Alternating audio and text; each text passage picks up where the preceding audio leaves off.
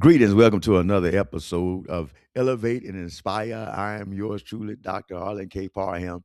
And thank you for tuning in. And we're dealing with leadership principles, trying to unveil how do you move people from being passive to proactive, passive to proactive.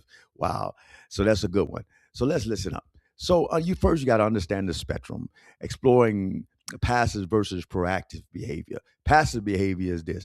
Passive behavior often manifests as avoidance and disengagement, where team members wait for direction, leading to missed opportunities and stagnation in progress.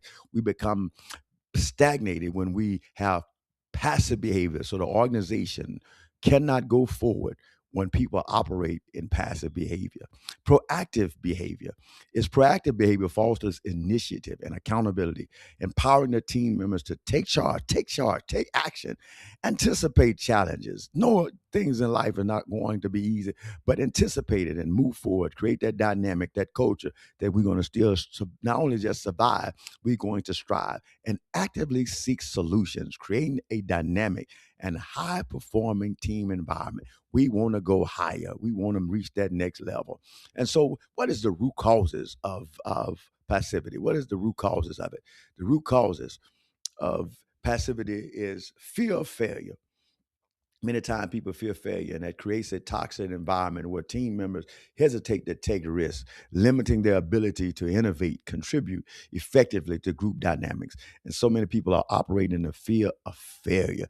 And so failure is tiring. The fear of it is tiring. And you can't go forward. You can't be your best operating in the spirit of fear. Unclear goals, they're all over the place. We have to be able to make a stand and ground and plant and root. Unclear goals leave the confusion with team members unsure of their roles and responsibilities, which fosters disengagement and lack of accountability within a team. Nobody wants to be accountable. They're all over the place because they're unclear, even in their own mind, what the goals are. A poor feedback culture results in low morale and recognition, leaving team members feeling undervalued and unmotivated to strive for improvement or high performance. And so we do what we can to recognize people's successes, recognize their efforts, to celebrate them, give them an opportunity to a room to speak in order to be able to shape so everyone feel value. Um, so our ownership culture, this is how we develop it. Build accountability and commitment. End in mind. Stevie Coven emphasizes the importance of visualizing desired outcomes to align team efforts and create a shared vision that motivates action and fosters accountability. Extreme ownership. Concept of extreme ownership asserts that leaders must take complete responsibility for their team's outcome, create a culture of accountability and trust. Somebody once said, people don't respect what you don't inspect. So then we got this matrix. Is a practical tool that clarifies roles and responsibilities, enhancing the team collaboration by ensuring everyone understands their obligation, who to consult for decisions, and therefore people can be informed and they know where they stand and they know what the organization's goals are and what is expected of them, and that therefore that they can make a good decision whether they want to be a part of the organization, they stay or move forward. But we must demand accountability and request it, and then model accountability before others and bring that culture of ownership. The power of purpose, aligning teams for success. Man, that's one thing about it. Moving in purpose, on purpose and in purpose. Starts with your why. Simon Sink emphasized the understanding of purpose behind tasks, enhances motivation, encouragement, creating a stronger connection between team members and their work. Communication is the key that unlock the doors to relationship and bring that connection. Why? I like that statement I heard a few years ago. I said, I want to give my best in every day that ends in Y. That starts with Monday, Tuesday, Wednesday, Thursday, Friday, Saturday, all day Sunday. Amen. Any day that ends in Y, I want to give my best. I want to operate in purpose. And so, objectives and key results. Uh, Provide a framework for aligning individual efforts with the organization's mission, fostering a culture of accountability and shared success. We want to fall into alignment. So, have that meeting. pull those that under your leadership and under your structure in, and be able to lay out the actions and intentions, what you're looking for, and ask their strengths and their weaknesses so they can come together and align with the goal. Celebrating goals, making goals visible, and celebrating achievements cultivates a positive team atmosphere, encourage continued efforts, and reinforcing commitment to collective objectives and growth. We want to do that. We want to move and celebrate the goals, celebrate one another's accomplishments as along the way. Psychological safety, foster trust in teams. Google findings. Google's Project Aristotle revealed that psychological safety is a key driver of team effectiveness, allowing individuals to express ideas without fear of judgment or ridicule. So, the environment creation. Andy Amy Edmondson says, emphasize the importance of creating environments where team members feel safe to speak up, share concerns, and contribute freely to discussion. And that's how you build strong teams and people that are committed and moving forward when they feel like they have a voice, they can speak up and be heard.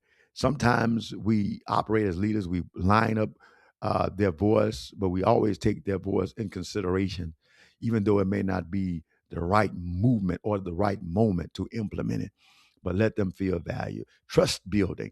Leaders can build trust by demonstrating consistent behaviors that promote transparency and feedback, while also being aware of actions that might unintentionally erode team morale. One of the things that we do in my leadership capacity, and one of my philosophies is have both hands on the table. Don't do anything under the table. Put the hands on the table. If I have to hide it, I can't provide it. So if I want to provide it, I put it on the table. So both hands on the table, and so that's psychological safety net is there for teams to grow and build. Feedback is fuel, unlocking potential through constructive conversation. Have that conversation. Radical candor. Kim Scott's radical candor emphasized the importance of caring personally while challenging directly, fostering a culture of open dialogue that enhances team performance and trust. Structure retrospective. Regular one on ones and structured team retrospectives provide opportunities for individualized feedback and collective reflection. Encourage continuous improvement, adjustment within team dynamics and process. Encourage that one on one, that talk, that conversation. Let's think it through. Let's go back. What did we miss? What do we do good? Let's take that time, get that critical feedback, and let's push forward. Let's improve. Let's align. Let's make that adjustment so we can be more successful as a team, as a unit, as an organization. Coaching continuous. Transitioning from annual reviews to continuous coaching ensures that feedback is timely and relevant, allowing teams to adapt quickly and maintain alignment with their goals and objectives. And definitely, coaching, that getting that one on one, getting there with them, pushing them forward. They say in my pastoring dynamic that the pastor has to smell like sheep. And having that means that you've been spending time with the sheep and you've been moving, you've been leading them because you've been in the trenches with them and making sure that they're lining up and they're marching forward and they're heading in the right direction. Empowerment fosters autonomy in teams. Daniel Pink emphasized the importance of autonomy as a key driver of motivation, allowing team members to have control over their work and their decision making process. Uh, in the military concept in which I'm a part of, they call that mission command, where we allow other leaders or people, supporters, to make decisions on the spot to make the other organization better, creating that level of ownership. Delegation. Effective delegation involves trusting team members to take ownership of their task, which encourage responsibility and accountability without them succumbing to pitfalls of micromanagement. We don't want to macromanage people. We want to give them the opportunity to give them the task assignment, let them go forward, give them some coaching if when needed, and give them some direction and guidance. But we don't want to micromanage people. We want to trust them to let God be all He can be inside of them. The initiative, creating pathway for teams members to self-initiate projects empower them to contribute ideas, fostering a more engaged and motivated team culture that strives on innovation. That comes back to accountability. And so leaders around you, you want good leadership around you, those who are hungry, those who are thirsty, those who want to progress, those who want to move better. And it takes you as a leader to build that culture. And also people have to have what we call in the business realm buy into that culture so that they can say, well, I want to be a part, I want to do better, I want to roll my sleeves and go in and work, I want to make a difference. You can lead that horse to that water, but you can't make them drink. But you can show make them thirsty, have a culture of thirstiness so they want to drink. But at the end of the day, yes, it's made up and people have to want it for themselves. But we want to give them that room for empowerment, activating dynamics. Develop a proactive team culture, collective accountability. Building collective accountability fosters a sense of shared responsibility, ensuring that all team members are invested in achieving collective goals, supporting one another's success. Together, unity and accountability. And so we have to deal with that. Those who are not playing in the team dynamics, we have to pull them to the side and have that coming to Jesus meeting with them. But those who are connecting and sharing, you'll see the team grow and move forward as they connect. Team rituals.